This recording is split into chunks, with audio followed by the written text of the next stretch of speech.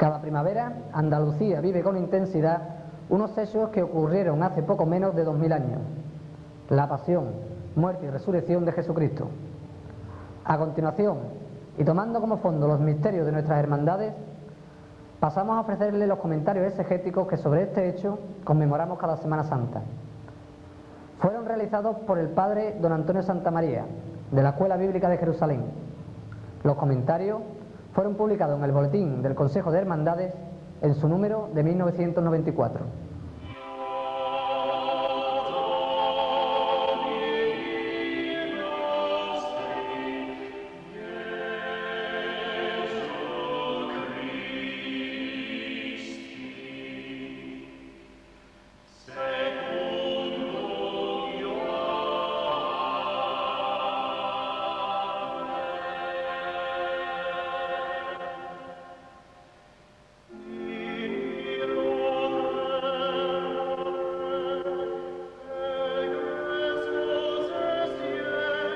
Juan escribe en su Evangelio dos versículos muy importantes. Jesús, viendo a su madre y junto a ella al discípulo a quien amaba, dice a su madre: «Mujer, ahí tienes a tu hijo». Luego dice al discípulo: «Ahí tienes a tu madre».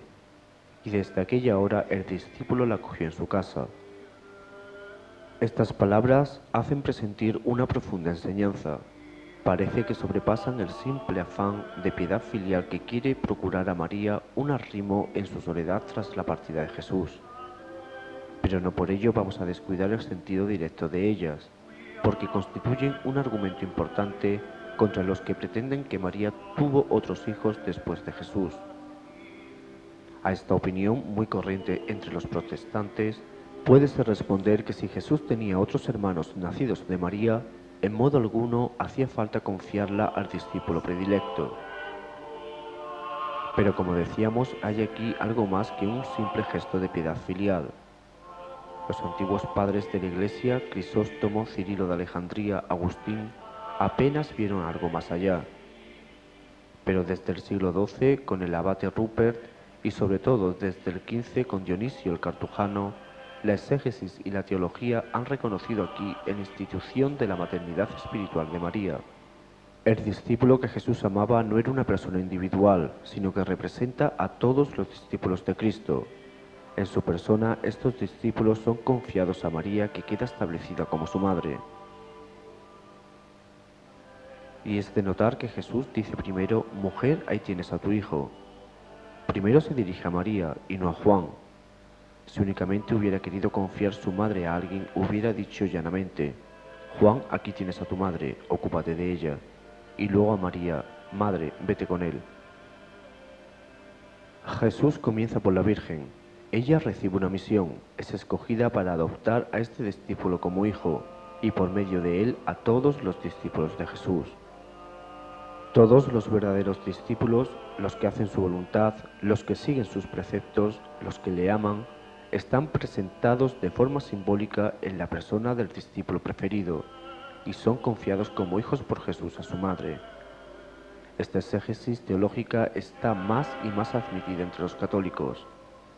La Iglesia ve aquí uno de los fundamentos principales de la maternidad espiritual de María, y conviene también profundizar en ella con la ayuda de los paralelos bíblicos. Los exégetas ven aquí de grado una escena correspondiente al episodio de Caná, y con justo título: «Entonces Jesús también habló a su madre, llamándola mujer». Esta palabra no indica menosprecio, sino más bien singularidad, respeto, y pone de relieve el papel de mujer y de madre. En Caná, Jesús dijo a María en presencia de sus discípulos: «¿Qué tengo yo contigo, mujer? Todavía no ha llegado mi hora», como si en cierta manera concertara una cita. Pero en esta otra ocasión su hora ha llegado, esta hora que para Juan es la de la cruz. Y así Juan dice aquella palabra: «Mujer, ahí tienes a tu hijo», para establecer a María en un papel que no podía ser el suyo hasta el presente. Convendrá seguir buscando y ver en María el tipo de la nueva Eva. Algunos exégetas lo han pensado. En este pasaje Juan haría alusión al comienzo del Génesis, aquella escena en la que Eva, después del pecado, recibe el castigo pero también la promesa de que saldrá de su linaje una mujer, vencedora de la serpiente tentadora. Pensó Juan en este texto e hizo de María la figura correspondiente a Eva. En su Evangelio, Juan nos hace ver en Satán el enemigo que Jesús debe vencer por el triunfo de la cruz. Pero aquí nada hay que sugiera claramente una referencia voluntaria a la primera madre de los hombres en el paraíso terrenal. Sin embargo, hay otra figura que parece más cercana, la Madre de la Iglesia, de la que María es la personificación más palpable. Trátese de una profunda tipología que solo podemos evocar rápidamente. María realiza en la historia el tipo de la hija de Sión de los antiguos profetas. En el Antiguo Testamento, esta hija de Sión personifica a la comunidad mesiánica, al pueblo elegido y especialmente al pequeño resto que se agrupa en Jerusalén después del destierro. Ella encierra en su seno a los pobres, a los humildes, a los piadosos que esperan la salvación. En este medio modesto y fervoroso ha preparado Dios la venida del Mesías. Estos pobres han sido la cuna de la Iglesia cristiana. Zacarías e Isabel salieron de ahí, José y María, y al fin Jesús, cuya buena nueva se dirigirá sobre todo a esos pobres.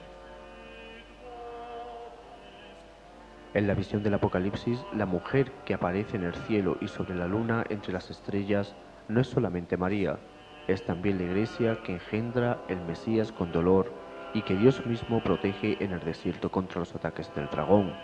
Pero también es María quien representa a esa comunidad de santos, la Iglesia. Con muchos exégetas pienso que aquí se trata en esta hora solemne del nacimiento de la Iglesia. La Iglesia nace de Jesús puesto en la cruz, de su corazón traspasado, y en tal momento María recibe oficialmente el encargo de la Iglesia. Desde el día en que ella se había hecho madre de Jesús por la concepción y el parto, María había recibido este cargo en principio. En el momento en que con dolor de la cruz Jesús engendra definitivamente a la Iglesia por su muerte, María realiza el acabamiento de su obra de madre. En esto es corredentora, pero hay que cuidar el sentido de esta palabra. María no hace nada que no sea en función de su Hijo. No se puede decir que María ha salvado al género humano. Jesús es su único Salvador. Sin embargo, en los trabajos del nacimiento de la Iglesia, en ese dolor de la cruz, Jesús no estuvo solo. Según su corazón de hombre, en su sufrimiento de hombre, tuvo necesidad de ayuda, y María, su madre, estaba cerca de la cruz. Ella le ayudó a aceptar todo y a ofrecer todo. Como una madre, ella participó en el nacimiento de la Iglesia.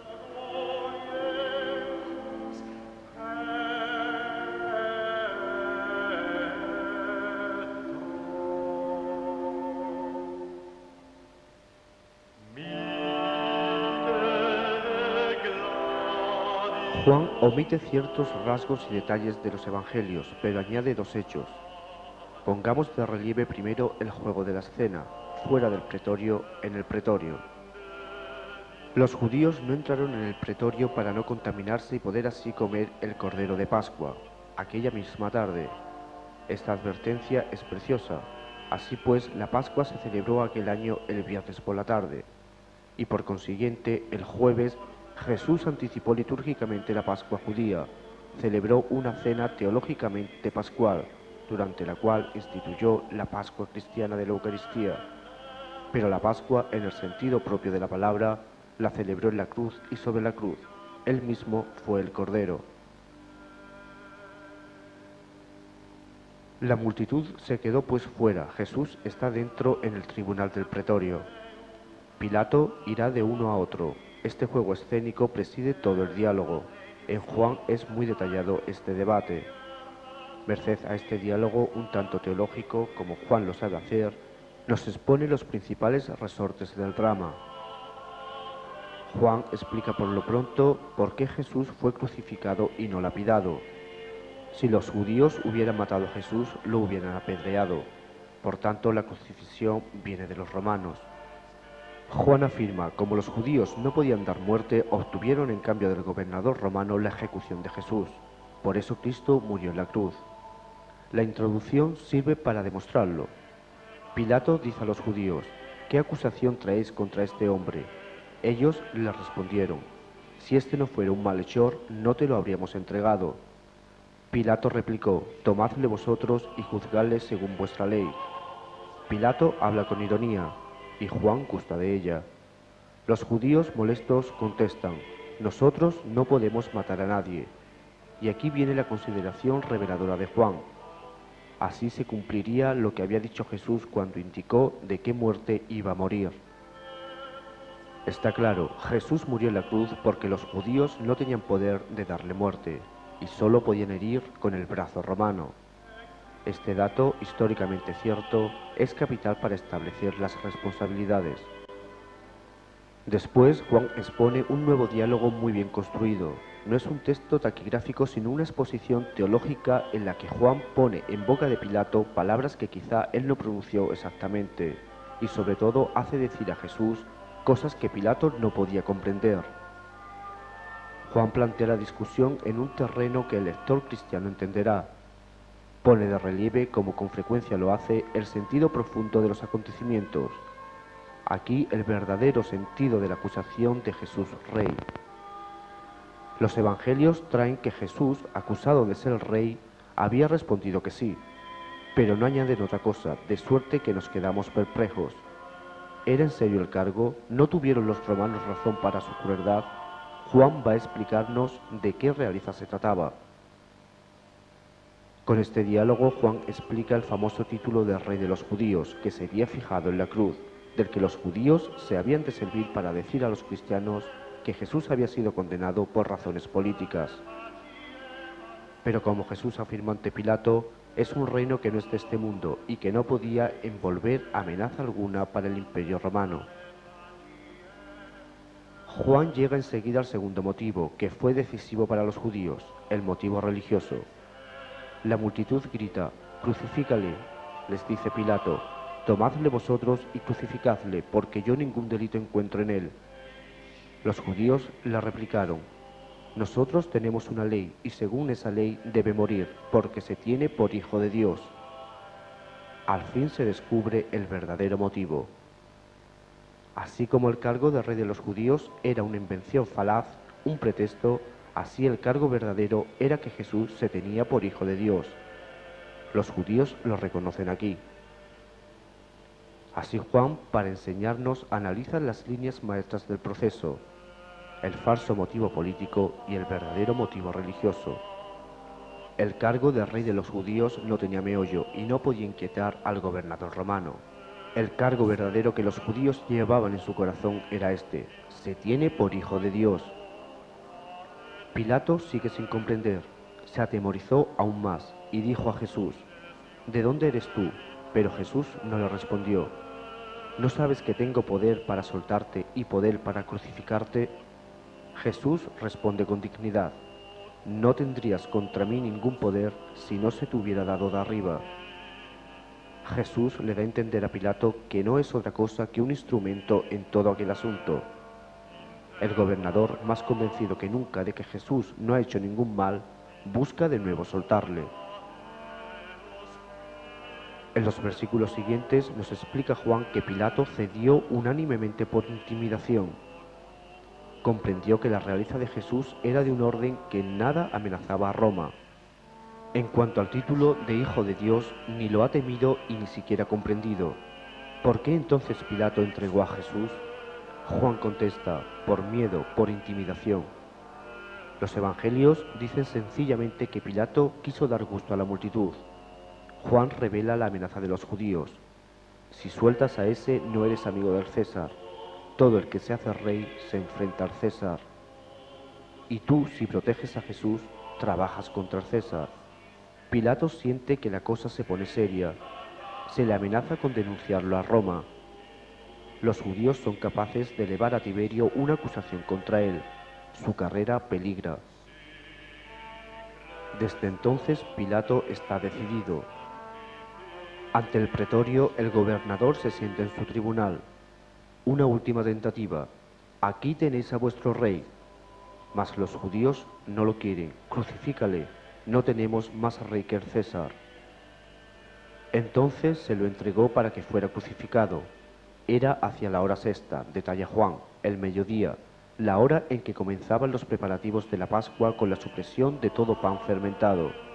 También es la hora en que comienzan los preparativos de la Pascua definitiva, con la crucifixión del Cordero, Jesús.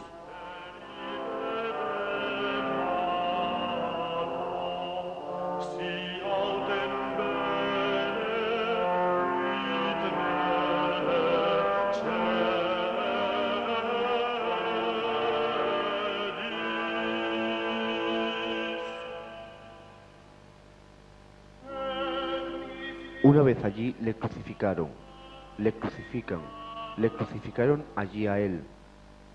Bien lacónicos son los evangelistas a propósito de este momento, el de más grande dolor. ¿Y qué se sabe de la crucifixión? Dos maneras había de fijar los miembros del condenado a la cruz, con ataduras o con clavos. Los textos no lo precisan aquí, pero en los relatos de la resurrección, Lucas y Juan hablarán de las señales de los clavos, y la tradición cristiana ha admitido siempre que Jesús fue enclavado.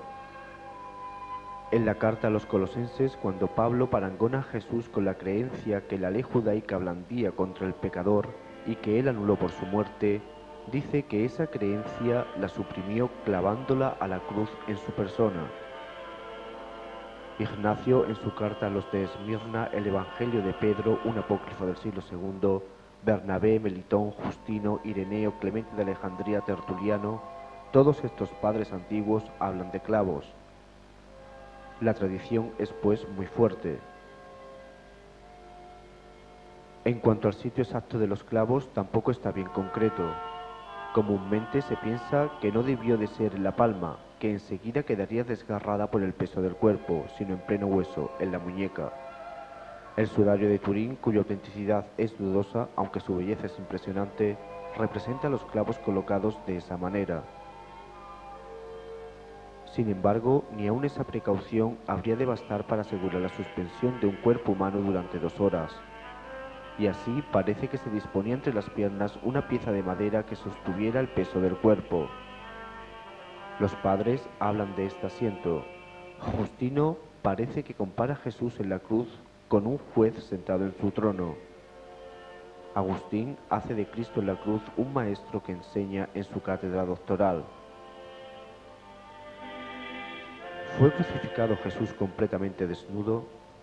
Esa era la regla entre los romanos, y los padres lo han creído con frecuencia. Agustín, entre otros, compara la desnudez de Jesús a la de Noé. Es sin embargo probable que los romanos trataran en Palestina de evitar el herir la delicadeza judía, que en esto hilaban muy fino. La ley judía mandaba que el condenado tuviera un lienzo a la cintura, por delante si era hombre, y delante y detrás si era mujer. Ya los evangelistas precisan que le fueron dados a Jesús los vestidos para el camino de la cruz. Es pues verosímil que los soldados le dejaran en la cruz un trapo alrededor de las caderas. Y de hecho, el croquis del Palatino parece que le pone a Cristo crucificado una pequeña túnica.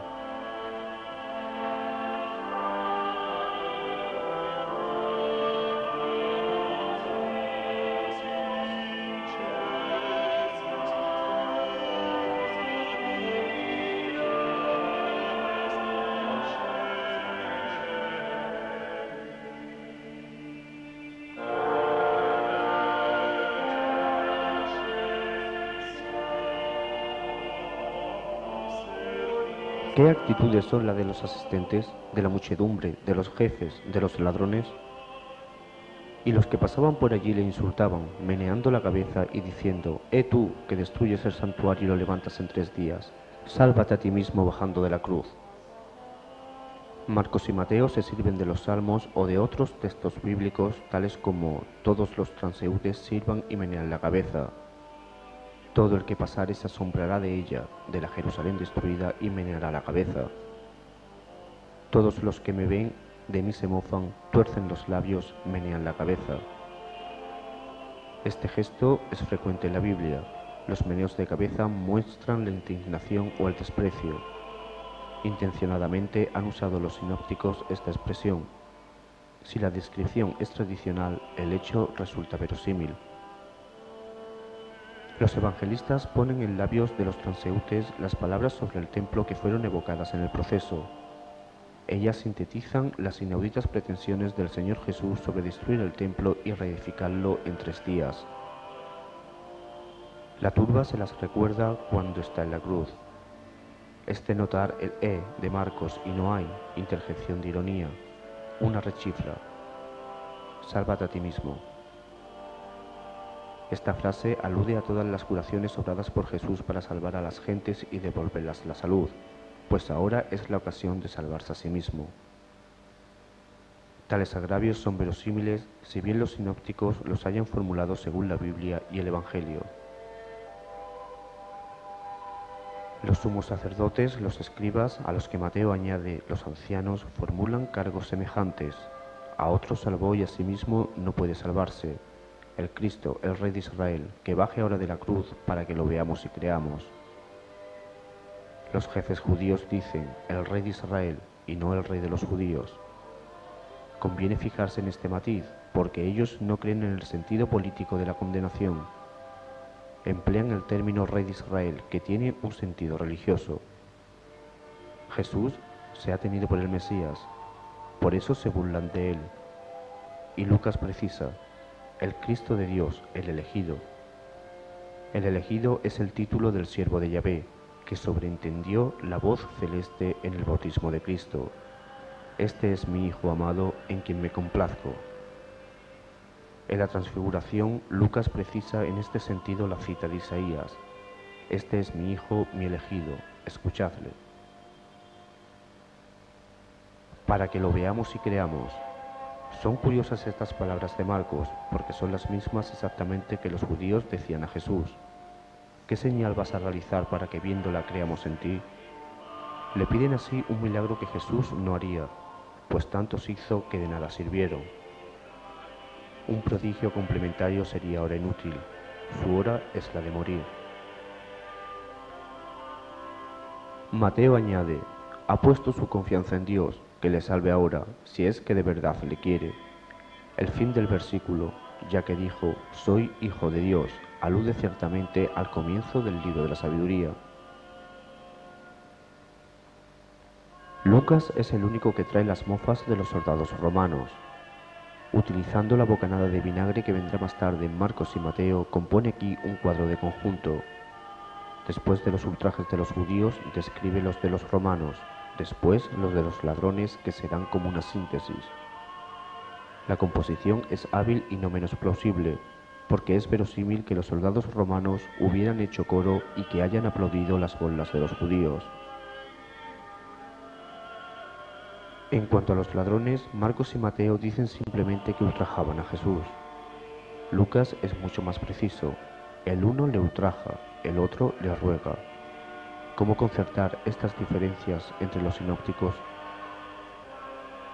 Pudiérase decir que Marcos y Mateo se quedan en la generalidad, pero también cabe pensar que Lucas escoge a estos dos ladrones como dos tipos que encarnan los motivos animadores de toda la pasión.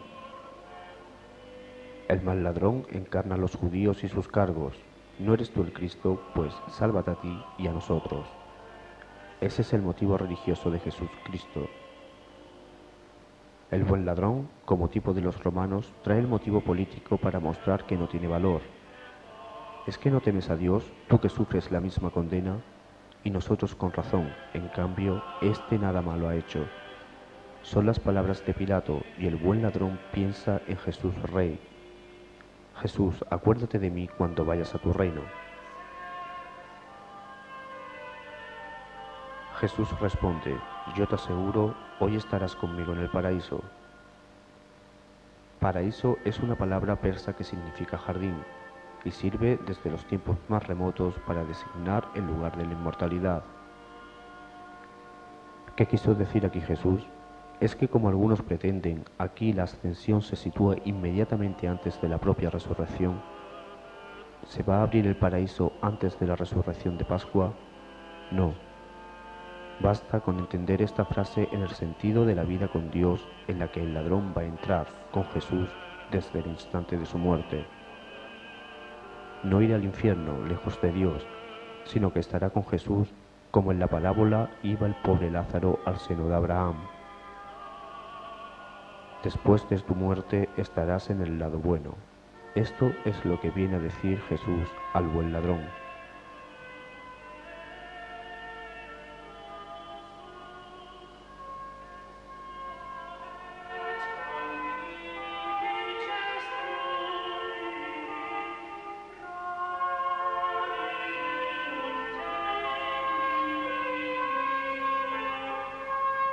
El relato de Juan es complejo y bastante distinto del de los restantes evangelistas. Consta de 3 partes. Primero, una sección completamente original que no tiene correspondencia ni con Marcos, ni en Mateo, ni en Lucas. Después, la intervención de José de Arimatea, muy semejante a la que traen los sinópticos. Y por fin, una tercera parte en que Nicodemo entra en escena, perícopa que tiene numerosas semejanzas con los sinópticos, pero también diferencias. Estas 3 partes han de ser diferenciadas por la crítica literaria. Examinemos por lo pronto la primera parte que Juan aporta solo, tratando de apreciar el valor y el sentido profundo de estas palabras. Como era el día de la preparación, para que no quedasen los cuerpos en la cruz el sábado, porque aquel sábado era muy solemne, los judíos rogaron. Marcos ya había evocado el parescebe, pero sin explicar por qué. Aquí Juan nos lo explica. El hecho de estar en la víspera del sábado obliga a bajar los cuerpos de las cruces para que los cadáveres de los ajusticiados no manchen el día tan santo del sábado. El Deuteronomio decía ya, sin hacer alusión al sábado: si un hombre reo de delito capital ha sido ejecutado y le has colgado de un árbol, no dejarás que su cadáver pase la noche en el árbol. Le enterrarás el mismo día, porque un colgado es una maldición de Dios. Así no contaminarás la tierra que Yahvé tu Dios te da en herencia. Un colgado en la cruz es un maldito.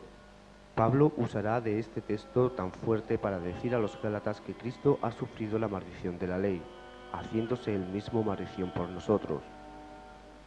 Para los judíos, un ajusticiado es un hombre impuro. Su cadáver, si queda expuesto toda la noche y el día siguiente, mancha la tierra de Israel. A la tarde hay que enterrarlo, con mayor razón si el día siguiente es un sábado, día santo, y más aún si, como dice San Juan, aquel sábado era muy solemne. Resulta una acumulación de dignidades cuando el sábado es el día de la fiesta pascual. Cuando el día de Pascua cae en sábado, este se convierte en una fiesta absolutamente excepcional.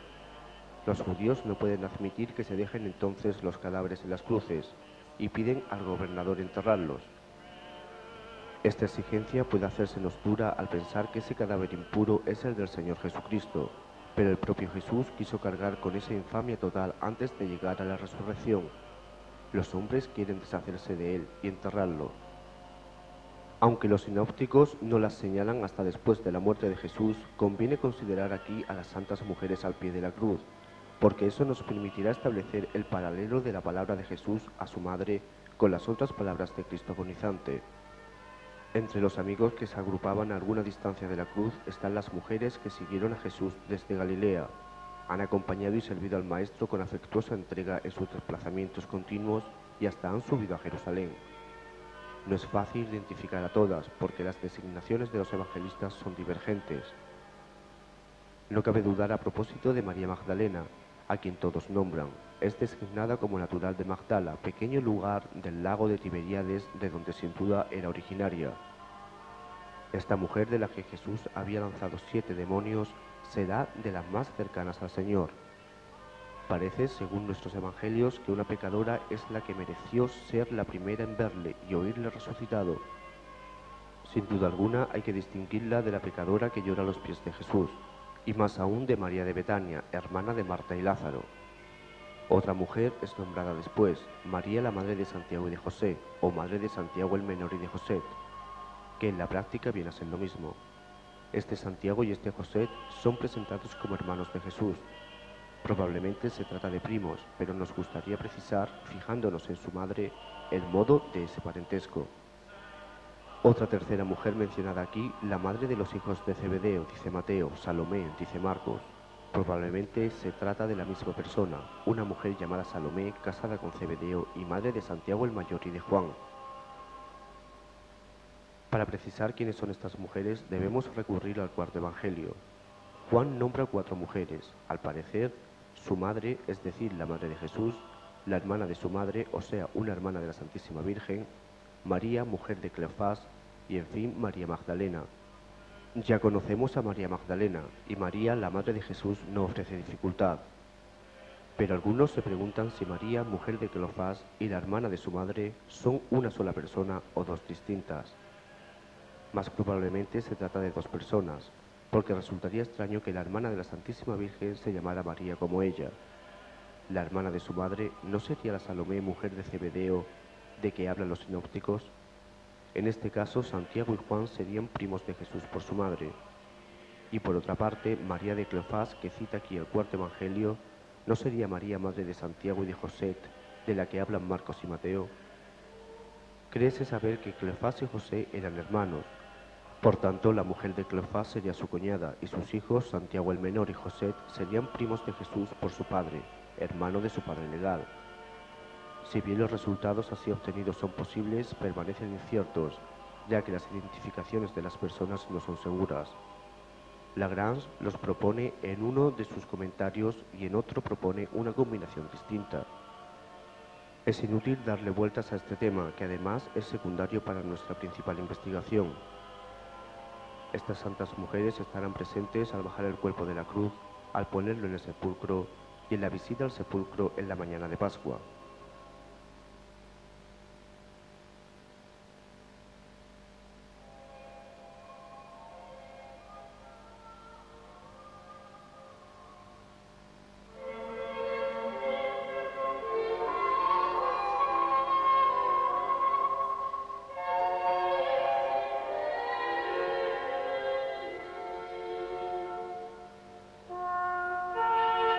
Hemos de volver a la escena del ecce homo de en medio del proceso que hemos pasado por alto. Pilato hace azotar a Jesús. Los soldados trenzan una corona de espinas y se la ponen en la cabeza.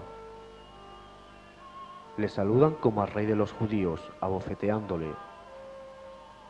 Después Pilato trae ante la muchedumbre a Jesús, que lleva una corona de espinas. Aquí tenéis al hombre. Esta escena se parece mucho a la que cuentan Marcos y Mateo al fin del proceso. Según sus relatos, después de la sentencia, los soldados llevaron a Jesús al interior del pretorio, lo coronan de espinas, le visten de púrpura y se mofan de él saludándole como rey de los judíos. Trátese pues del mismo acontecimiento. Pero ¿dónde debemos colocar esta escena? ¿Al fin del proceso, como dicen Marcos y Mateo, o al medio, como dice Juan? Parece que la solución está en distinguir la flagelación de los ultrajes. La flagelación era el normal y ordinario preludio de la crucifixión. La muerte por crucifixión podía ser muy larga, y así el desgraciado era azotado durísimamente hasta la sangre, a fin de debilitarle y hacer más rápida la muerte. Ya que la flagelación era el preludio inmediato de la crucifixión, pienso que Marcos y Mateo tienen razón al colocarla después de la sentencia, inmediatamente antes de la salida hacia el Calvario. Por el contrario, la escena de los ultrajes cuadra bien al medio del proceso. Pilato muestra a Jesús a la multitud para tratar de ablandarla. Aquí tenéis al hombre, como si dijera, no basta esto, dejadle marchar ahora. Esta escena de los ultrajes tiene por apoyo la que Lucas trae en la casa de Herodes. En medio del proceso, en Lucas y Juan, es ultrajado Jesús por Herodes y por Pilato. A mi parecer, es un mismo acontecimiento. Ultrajado y cubierto con un manto ridículo en la casa de Herodes, Jesús vuelve así disfrazado a casa de Pilato. Sin duda, los soldados del gobernador encarecerían lo que había hecho la guardia de Herodes. Y Pilato, viendo al acusado en aquel atavío ridículo, trata de sacar partido de ello para contener a las turbas. Propongo pues situar los ultrajes a Jesús Rey al medio del proceso, como lo dicen Lucas y Juan, y la flagelación al fin, como lo narran Marcos y Mateo. Estas dos cortas escenas, tan próximas la una a la otra, se habrán atraído mutuamente. En las dos tradiciones, Juan y Lucas de una parte, Marcos y Mateo de otra, los ultrajes y la flagelación se han juntado, ya en el medio, ya en el fin del proceso, cuando históricamente eran distintas. Tales desplazamientos no son raros en la tradición evangélica y no han de sorprendernos. Son como el tributo necesario de toda tradición oral y en manera alguna comprometen a la verdad histórica sustancialmente. Los cuatro evangelios han puesto progresivamente de relieve las líneas profundas del drama. De nuestro estudio se desprende, como lo afirma la tesis cristiana evangélica, que los judíos son los responsables de la muerte de Jesús y que utilizaron el poder romano para ejecutar su plan. Pero son responsables en la medida en lo que pueda ser una turba anónima y excitada y unos jefes obcecados. Los judíos son disculpables porque no sabían lo que hacían, como lo dijo el propio Jesús. En cuanto al gobernador romano, cedió por cobardía, incapaz de comprender la grandeza incomparable de la situación, desbordado por los acontecimientos, porque él no veía en Jesús más que un condenado como tantos otros.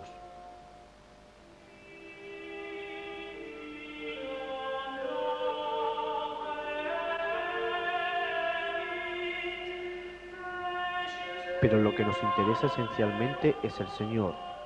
Tan grande es su sencillez en el silencio sobre el que Marcos insiste, el silencio del Cordero ante el que le esquila, como en las palabras mesuradas y bellas que pone en su boca Juan, con las que expresa teológicamente en qué sentido Él es Rey e Hijo de Dios, y como su caso está por encima de aquel insignificante proceso popular.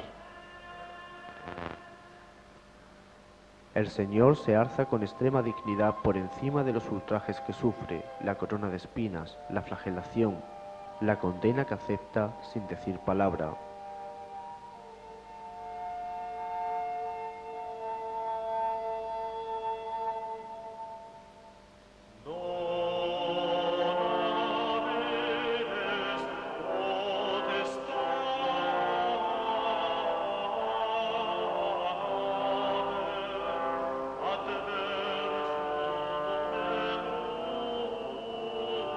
Lucas es el único que nos ha guardado unas palabras preciosas de Jesús. Mientras lo crucificaban, Jesús dijo: Padre, perdónales porque no saben lo que hacen. Este versículo está omitido en algunos manuscritos importantes, por ejemplo el Vaticano, el Codex Bezae, algunos unciales manuscritos de la Vetus Latina y versiones coptas y siríacas, lo cual es una cosa suficiente para inquietar a ciertos críticos. Pero sin embargo hay que tener este versículo como auténtico porque está atestiguado por los padres desde la más remota antigüedad. Desde el siglo II, lo más antiguo que tenemos, por Hegesipo, Tatiano, Ireneo. Es conocido en los siglos III y IV por Orígenes, las homilías clementinas, las actas de Pilato, Eusebio, Gregorio de Nisa, Basilio, Diodoro, Crisóstomo, Hilario, Agustín. Haber añadido este versículo no resultaría además verosímil. ¿Por qué encontrarlo en Lucas y no en Marcos y Mateo? Lucas ha conservado estas palabras que reflejan bien su tendencia. Hombre misericordioso e indulgente, se complacía en guardarnos estas palabras del Señor que a él le emocionaron. Jesús, puesto en la cruz, pide a su Padre el perdón y la misericordia. Esta frase habría sido omitida más tarde, ya por accidente en algún antiguo manuscrito, ya por una intencionada corrección. El copista se habría quedado perplejo ante la idea de que Jesús perdonará a los judíos. Y precisamente los judíos piensa Jesús más que en solo los romanos, piensa en los verdaderos culpables y pide para ellos el perdón. En una época de antisemitismo más marcado, esta frase tan indulgente resultó extraña y se la suprimió. Mas nosotros hemos de guardarla como elemento de una útil dialéctica. Los judíos son culpables, pero son excusados, porque verdaderamente no supieron lo que hacían. Era la hora tercia cuando le crucificaron, dice Marcos. La hora tercia representa para nosotros las 9 de la mañana. Según Juan, Jesús fue condenado al mediodía. ¿Cómo conciliar estos datos contrarios? Desde hace mucho tiempo ha habido esta preocupación, pero rebuscando a veces muy lejos. Los unos maltratan los textos y quieren que Marcos haya hablado de la condena y Juan de la crucifixión, cuando es lo contrario. Otros, como Agustín, pretende que Marcos habla de la crucificar a Jesús con la lengua, es decir, de condenarle. Otros piensan, por fin, que los manuscritos no son correctos. Parece que sería mejor reconocer que cada uno de los evangelios persigue una intención que le es propia. La hora sexta de Juan, mediodía, tiene el sentido litúrgico del comienzo de la Pascua. Jesús es condenado en el momento en que comienza la Pascua judía.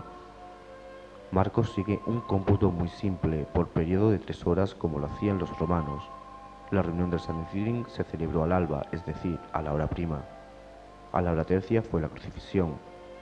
A la hora sexta las tinieblas. A la hora nona la muerte. Es un reparto esquemático. Como Marcos y Juan tienen cada uno su manera de contar, quizá hayamos de renunciar a escoger. Juan parece más verosímil. La mañana habría estado ocupada por la reunión del Sanedrín, el proceso ante Pilato, después ante Herodes y de nuevo ante Pilato. El mediodía nos resultaría una hora tercia para la condena, y la crucifixión no hubiera podido hacerse sino hacia la 1 de la tarde.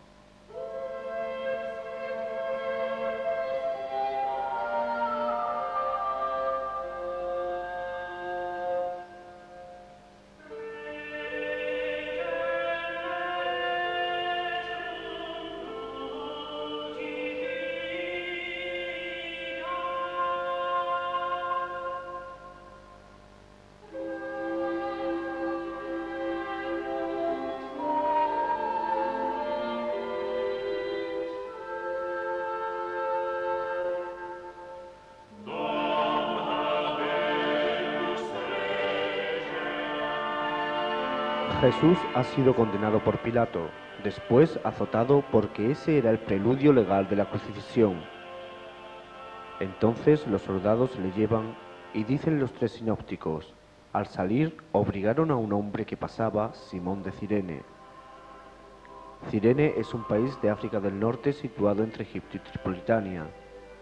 Parece que debía de ser conocido de los cristianos porque Marcos precisa que era el padre de Alejandro y de Rufo.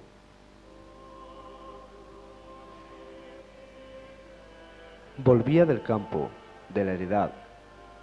Este exiguo detalle tiene su interés en una famosa cuestión. ¿Era entonces la víspera de Pascua o el día de Pascua? Si los sinópticos tienen razón, la cena pascual se celebró el jueves por la tarde y estaríamos en plena fiesta de la Pascua. Si tiene razón Juan, la Pascua se celebraría la tarde de este viernes. Este hombre que regresa del campo viene a resultar como una apuesta cruzada entre las dos opiniones. Los que sostienen que la Pascua no había comenzado aún, comprenden perfectamente que este hombre volviera del campo. Ha trabajado antes del descanso pascual. Los otros no aciertan a explicar fácilmente cómo este hombre vuelve de su heredad en plena fiesta de Pascua. Pero como siempre tienen respuestas oportunas para el caso. Pudo ir a ver sus campos sin trabajar en ellos. Por otra parte, se añade, apenas tuvo tiempo para trabajar, escasamente la mañana, como si esto no bastara. O por último, volvía de los arrabales, de otra casa sin más. Personalmente, como creo que Juan tiene razón, encuentro normal que el hombre en cuestión hubiera trabajado en su campo y que volviera para celebrar la Pascua que iba a comenzar. Los soldados piden a Simón que lleve la cruz, aparentemente porque Jesús, agotado por los sufrimientos de la flagelación, se ha debilitado mucho para llevarla. En el suplicio de la crucifixión era normal que el condenado llevara él mismo su cruz. Ya la cruz entera, ya el patíbulo, es decir, el travesaño que formaba su parte alta, porque el madero vertical estaba ya fijado de manera permanente. Sea de ello lo que fuere, Simón de Cirene fue requisado para llevar la cruz, lo que quiere decir que la tomó totalmente. Muchos cuadros hay que representan de ordinario a Jesús que va llevándola y a Simón que sostiene su extremidad. Pienso yo que de hecho este hombre tuvo el honor de llevar todo el madero sobre sus hombros. ¿En qué trayecto ayudó Simón al maestro? Mateo dice al salir. Si esto hay que entenderlo de la puerta del pretorio, Jesús fue ayudado durante todo el trayecto. Si se trata de una de las puertas de la ciudad, Jesús llevó su cruz por cierto tiempo y después este hombre vino para ayudarle en el momento en que salieron al campo. Si el pretorio estaba en el sitio tradicional desde la Edad Media, el camino de la cruz seguiría el trayecto hoy venerado. Si hay que situarlo como yo pienso en el palacio de Herodes, el camino de la cruz toma una dirección más o menos inversa. En los dos casos, este camino sería dentro de la ciudad. No hay por qué imaginar que salieran de la ciudad enseguida. Ya por la puerta del norte, aproximadamente en el actual emplazamiento de la puerta de Damasco, ya por la puerta que había cerca del palacio de Herodes. El suplicio llevaba consigo que el reo pasara por la ciudad para que sirviera de ejemplo. Mientras atravesaba la ciudad, según la costumbre de los romanos, iba desnudo, lo golpeaban y se burlaban de él. Según el Evangelio, Jesús tomó sus vestidos, pero debió pasar por la ciudad. Por lo pronto bajaría del palacio de Herodes o Torre de David actual, por la calle de David asimismo actual, hasta los tres zocos paralelos que habría seguido hacia el norte, para dar en la puerta que está en el actual Hospicio Alessandre. Saliendo por esta puerta llegaría enseguida al Calvario, que está muy próximo. Juan dice que Jesús iba él cargado con la cruz, y no hace alusión alguna a Simón de Cirene. No es por negar el hecho del cireneo, bien atestiguado por otra parte, pero la omisión debió de ser voluntaria. Juan habría querido combatir una herejía nacida en su tiempo, la herejía de los docetas. El docetismo pretende que en el momento decisivo de los sufrimientos, Jesús hizo la apariencia de sufrir y de morir. Juan, que conocía esta herejía, responde: Jesús llevó por sí mismo su cruz, y rechaza así el error del docetismo, y no el hecho de que Simón el Cireneo viniera en ayuda del Señor.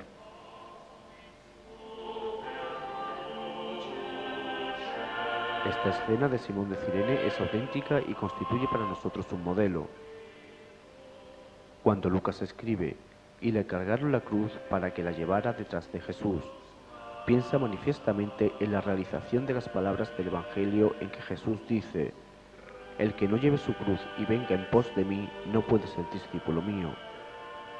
Lucas emplea la misma fórmula para mostrarnos que tenemos en el Cireneo el modelo del cristiano que toma sobre sí la cruz de Cristo y sigue al Maestro.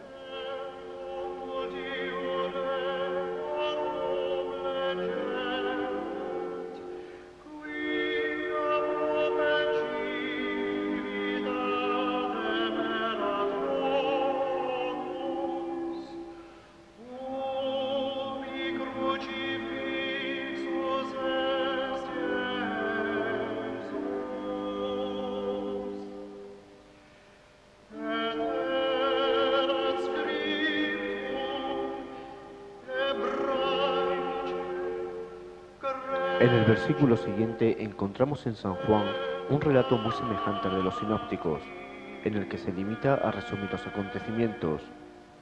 Después de esto, José de Arimatea, que era discípulo de Jesús, como también lo dice Mateo, aunque en secreto por miedo a los judíos, pidió autorización a Pilato para retirar el cuerpo de Jesús. Pilato se lo concedió. Fueron, pues, y retiraron su cuerpo. Hay que notar la actitud de José, bastante parecida a la de Nicodemo cuando vino a visitar a Jesús. Pero sobre todo, este resumen de los sinópticos plantea un problema. ¿Cómo compaginar esta gestión de José con la de los judíos que el mismo Juan nos narra un poco más arriba?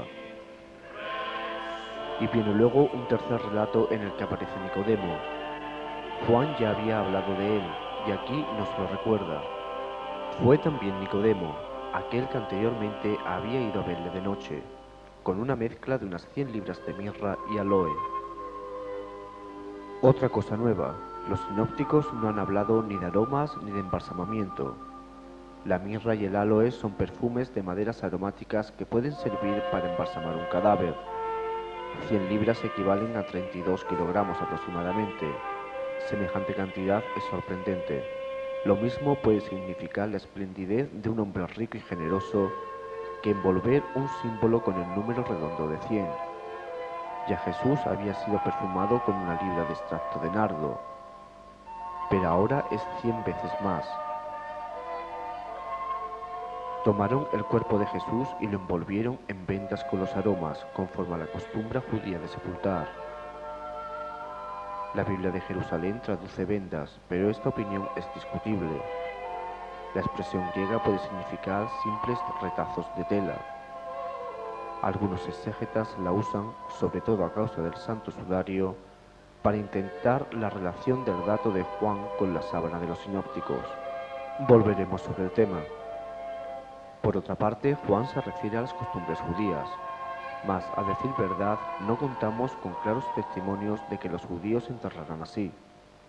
Se sabe que ungían con óleo los cadáveres, pero los aromas no aparecen como uso en las fuentes rabínicas.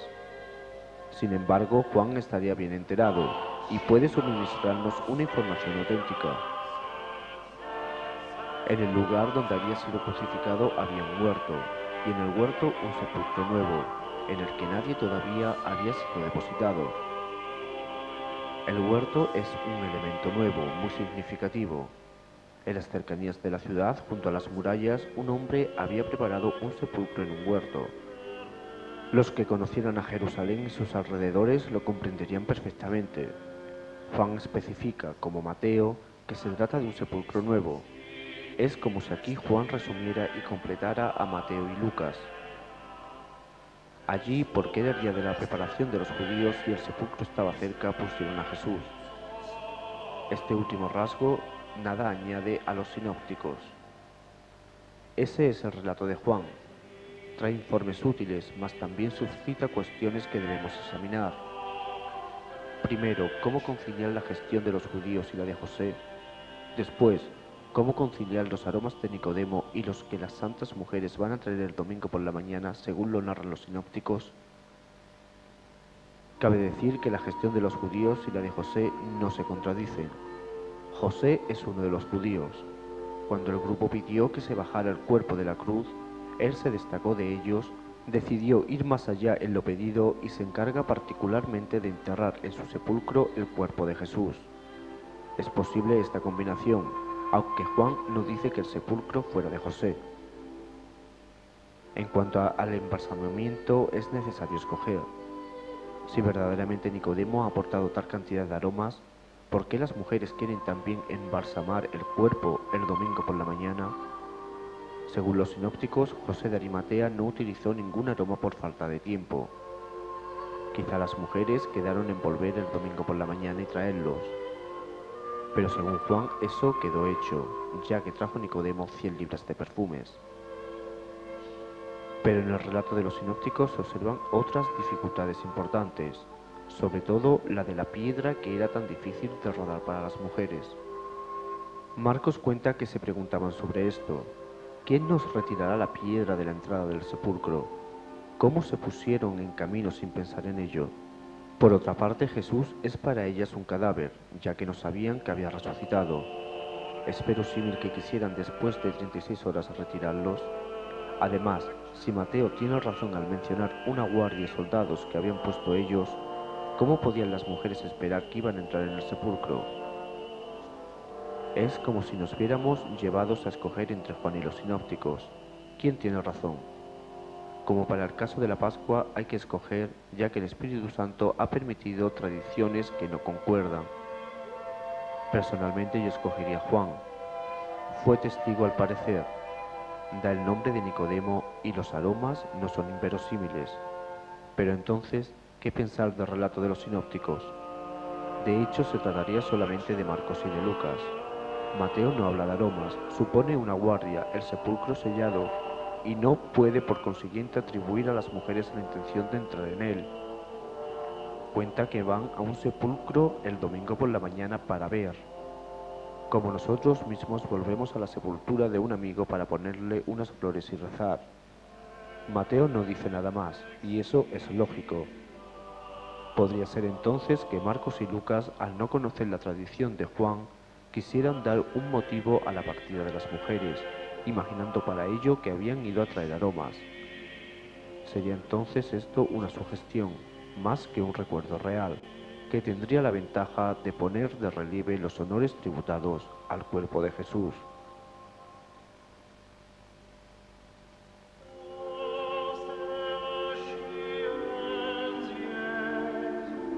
Esperando que el programa haya sido de su agrado, desde Carmona nos despedimos hasta una nueva ocasión.